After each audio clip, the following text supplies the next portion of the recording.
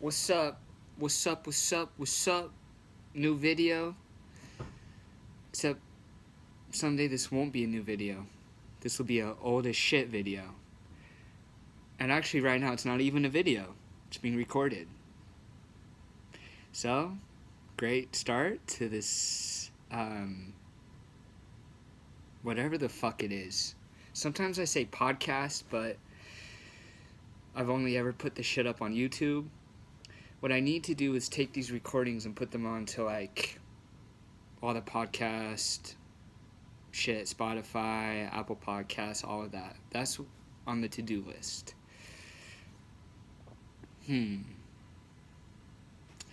Let's see, man. Today's gonna be a fucking great little episode. We've got forgiveness. But when I say forgiveness, this has nothing to do with other people. This is just about forgiving everything inside of your own self. So, it's gonna be fucking great. And, yeah. This was kind of inspired by the last video that I did with my homie Jake Johnson. And if you haven't watched it, go watch it because it was fucking great. We went over supplements, he knows his shit, diet, what he likes. And we also had a really good talk about kind of becoming your authentic self and dealing with PTSD shit that comes up I know it comes up for us sometimes and probably for a lot of you guys too. So yeah, man, go give that a listen. It's really good. Whew. What have I been up to? Man, let's go super quick through that. Monday, I hit the open mic in Provo. That's the clean open mic. And it went decent. It was a different crowd. There's only probably 8 people there, which is the lowest that I've seen there, which is cool. I love going to these different open mics, not only to practice my shit, because that's only half of it, I swear, man. The other half is like reading the energy of the environment and the crowd and trying to like play with that and rock with that. So it was cool. With less people, it felt like more easier to be a little bit more laid back. That's what I felt like. Whereas when there's more people, it's kind of easier to be more energetic. Although I don't know if that's the best way to do it. A lot of people have asked me shit about stand-up, and I don't know shit. I don't. I always think I do, and then I go and I'm like, oh man, I'm fucking learning. This is learning experience. And you can't learn it by talking to other people. You can't learn it by watching other people do it. Not at all, man. You have to go up and you have to learn for yourself, which is cool. Yeah, that's cool. I like that. It also makes it very challenging, though. Anyway, I did new material. I talked about crazy people. Talked about motherfuckers that talk to themselves like yo. And it was cool. It was the first time I got it out, so it's kind of interesting how it came out. When there's not as many people, man, it's kind of hard to know what I like and what I don't, because it was kind of fucking silent. Kind of like a TED Talk instead of a stand-up routine, if you know what I'm saying. And then the next day, yesterday, I went up to Wise Guy's Bucket open mic. That shit was different too, bro. That shit was like new for me.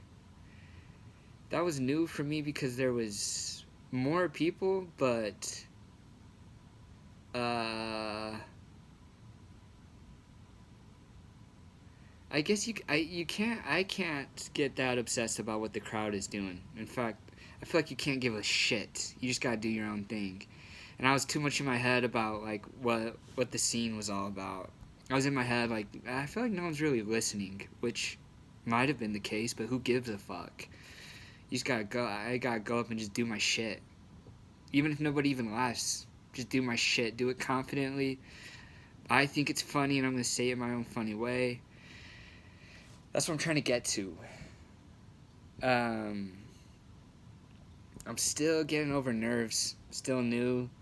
I still get nervous before I go up. I still have not the most comfortable on stage quite yet, but definitely getting better.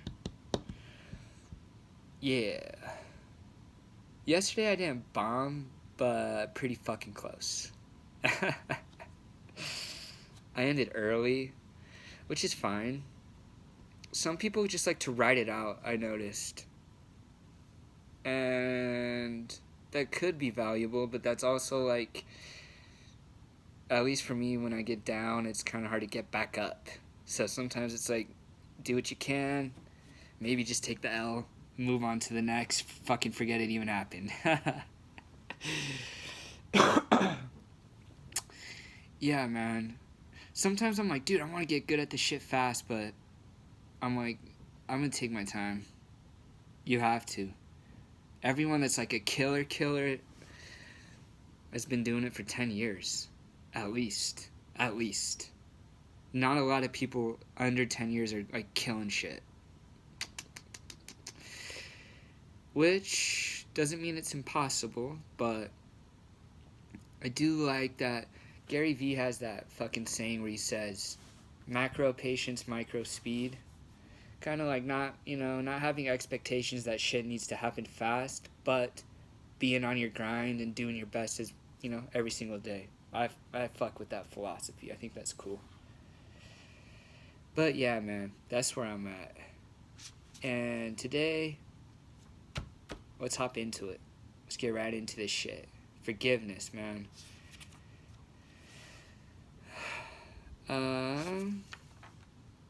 Yeah, let's just start reading. I was gonna do a little preview, but there's nothing really to preview. This is pretty straightforward, I feel like. Okay. One of the best ways for an individual to sharpen their intellect is forgiveness. Forgiveness can be imagined as a blanket of easiness one can wrap around themselves as they chart their course in life. Yeah, man. People that stay mad and me when I feel like I'm staying mad is stupid. It's just not that intelligent. And yeah, let's keep going. The trauma self cannot forgive. To the trauma self, forgiveness looks like weakness. The trauma self is addicted to its hurt. Everyone must pay for this, including one's own self. The trauma self strengthens itself greatly by condemning and blaming. The trauma self strengthens itself by condemning and blaming. That I just fucking read that, and I still stuttered the second time. Haha. The trauma self has plenty of evidence and strong logic to back up its wrath and unwillingness to forgive. When the soul understands forgiveness, it forgives completely and wholly. And I believe that's the case because we kind of have this mixed up, at least I did, my conditioning did. My conditioning told me forgiveness is forgiving other people. And that doesn't work because you cannot control other people, and you're going to end up being like, I'm not going to forgive them if they don't change. When forgiveness is just about that internal anger or even rage that you might have and addressing that personally and with your own self. But that is kind of like a paradigm shift, man. Understanding that all of this emotion and this negativity, quite frankly, is only inside of yourself. It's not outside it with other people. Yes, they may have done things to hurt you, but it's just not helpful to stupor over that and project it outward. It is also true to state that when the soul understands forgiveness, it no longer sees a need to forgive anyone or anything. I kind of want to talk about that, but these next few little passages explain it pretty well, so let's read that. On one level of analysis, the trauma self is justified for its anger. No doubt, people have said tremendously hurtful things to it. No doubt, people have done horrific things to it. The real self understands that others who are in their trauma selves cannot act coherently or lovingly. So that's a very mature attitude, man.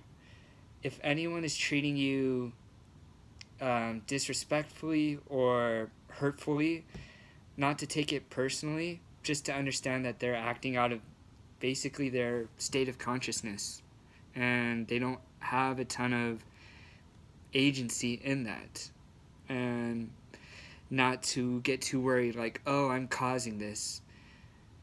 Maybe you are doing something to cause it, you need to be honest about that, but essentially you are not responsible for anybody else's behavior. The true self is infinitely more mature than the trauma self. All individuals crave maturity. I believe that. One individual that is in true self is not better than an individual in trauma self. All souls are equal. Forgiveness means I did not ask to receive my PTSD and nobody else did either. Yeah, man. So, PTSD will get people acting all sorts of wacky ways. And nobody asked to receive this PTSD and you didn't either. I like that. That's kind of like we're all in this together. Those who have forgiven become a conduit for beauty in this world. All of their words and actions reflect their forgiveness. Forgiveness allows the individual's heart to open and to stay open. Yeah, dude, I like that. Forgiveness is not a one-time event. It's a mode of being, and it's an open heart. And any attack that you might put on other people or yourself, you forgive that. You forgive everything inside of you. I had this thought, actually. I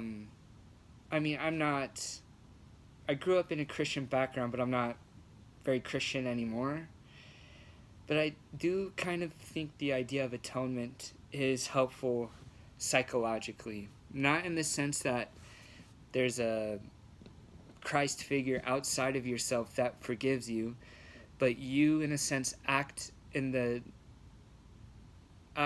behalf of that Christ figure for your own self. And there's things inside of you that need to be healed and forgiven, and those things that need to be healed and forgiven hurt because they're not receiving that. And so it's almost like you are giving yourself the nurture and the love that is required to let go of any shit that you're holding on to.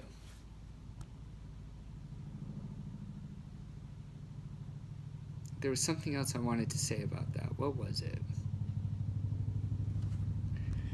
If you remember it, send it to my brain. I'm waiting. Oh, man. Oh, yeah. Another idea that I had about this. Sometimes I think about this because I think my conditioning and my PTSD is actually very closely related to Mormonism. And I think sometimes I catch myself thinking about religious thoughts. And I think that's actually has to do more with like scrupulosity and religious guilt that I grew up with that maybe I need to stop doing. But there are still helpful ideas in it, I feel like. And another one is like the body, if the person has experienced abuse, then I think it's helpful to say the soul didn't experience abuse. The soul is always in the present moment and unaffected by the past. But the body definitely has, and the body stores the trauma. And so there are parts of the body that are like desperately crying out to be acknowledged and felt. And your job is to go in and to do that for yourself. That's not really a religious idea. Fuck anybody that says that. That's a psychological idea. Moving on. Your inner life is vast and complex. Imagine your inner life to be an ecosystem. Imagine a paradisical beach, white sand, deep blue water, clear enough to see the many forms of life underneath. The sun is out, the clouds are in their perfect shapes, the air rests ever so warmly and gently on your skin. PTSD is a blindfold. PTSD means you have no vision of your inner life. Yeah. So I think the natural inherent state of all humans is this state of like paradisical beach, almost, ecosystem inside of you. And we're the only ones that come in and pollute it. And PTSD is when you don't know that. You don't know that without any extra bullshit, there's a very, very pleasant, peaceful, deeply peaceful state that you can always remain in. So part of overcoming PTSD and having true forgiveness is taking off that blindfold that we put on our own selves and trusting our vision. The true self understands that its personal history is not a narrative to impress others. It is to be transcended. Forgiveness has the power to untie and soothe all knots created by PTSD. Forgiveness allows the individual to understand and to feel that it is loved. At a deeper level, the self can make the connection that it is love itself. Yeah. I found that progression helps me. First, of feeling this feeling of being loved, and to follow that further and realizing that the soul is love itself. The realization that the self is love is liberation. The need to become anything other than who you truly are disappears.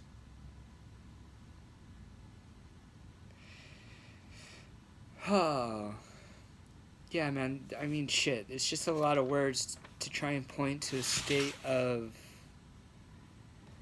lightness and openness.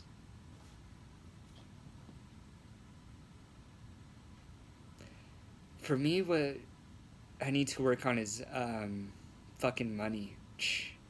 Money's and financial situations are a way that make me feel not open. That shit feels like it closes me off. So if anyone wants to just fucking donate money to me, that'd be great. But I'm not gonna need that because I'm gonna be rich here pretty fucking soon. Just saying.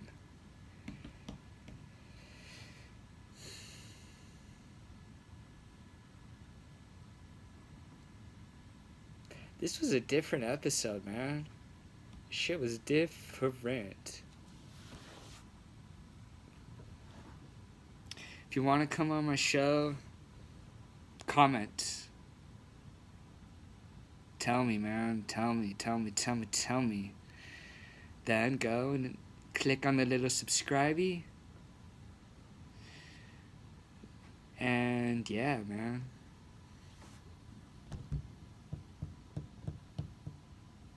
We've got 20 minutes so far.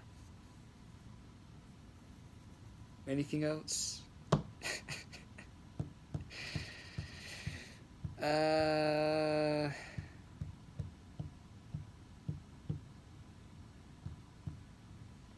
looking at this thing, Osho. That's one of the books that I have here propping up my phone. The guy was crazy. Weird guy, but I fucking love his teachings. They're so deep. But he was a weird guy, weird character.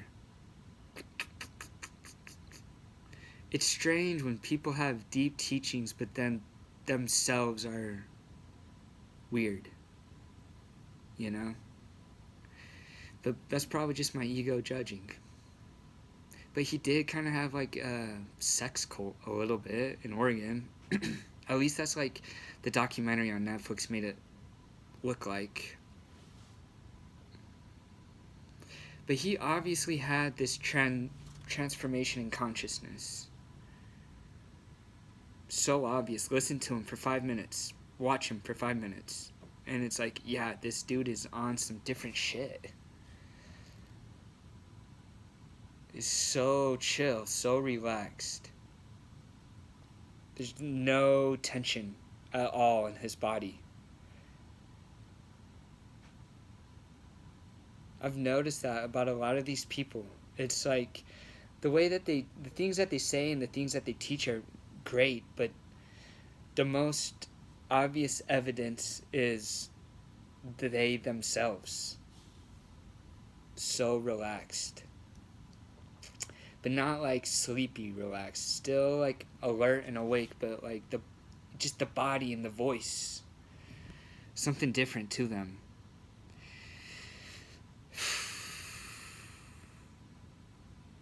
And it's cool that it's like becoming more of a regular thing. Like, I remember talking about this when I very first got started in it, and I assumed, like, dude, not a lot of people have this experience. This happens to very, very few people.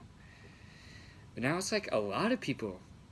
And it's the journey towards it. It's not necessarily accomplishing anything, but so many people are on this journey, so it's really cool to see that, man. Yeah. I think that's gonna do it. If you have been watching my videos, thank you. Legit. That's so fucking cool. And like I said, I'm gonna start responding to everybody on my YouTube comments. So, ask a question, or if there's anything that you feel inspired to say, go ahead and say it. I love that. It's awesome. Peace.